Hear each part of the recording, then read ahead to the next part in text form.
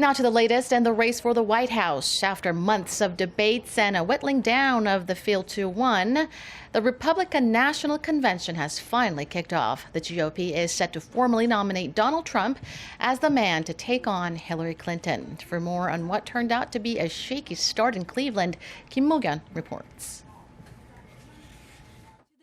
On its first day, the floor of the Republican National Convention was briefly dropped into chaos after opponents of Donald Trump failed in their attempt to change the rules of the event. The anti-Trump forces started shouting roll call vote as they wanted to change the convention format so delegates would be free to vote for the candidate of their choice rather than the winner of their state primary, who in many cases was Trump.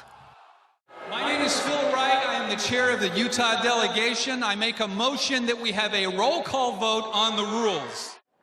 However, party leaders announced there was insufficient support to allow a roll call vote that would record the number of delegates opposed to Trump, as only 6 states supported it, below the threshold of 7. The Secretary received requests from a total of 9 states requesting a roll call vote on adoption of report on the Committee on Rules.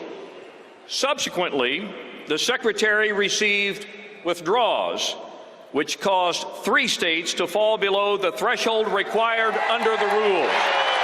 Accordingly, the Chair has found insufficient support for the request for a record vote. Some delegates walked out in protest at the ruling, while pro- and anti-Trump parties chanted roll call and Trump respectively. If the delegates had voted, some watchers suggested that Trump might have failed to garner the 1,237 votes needed for the nomination. Mok-yeon, Arirang News.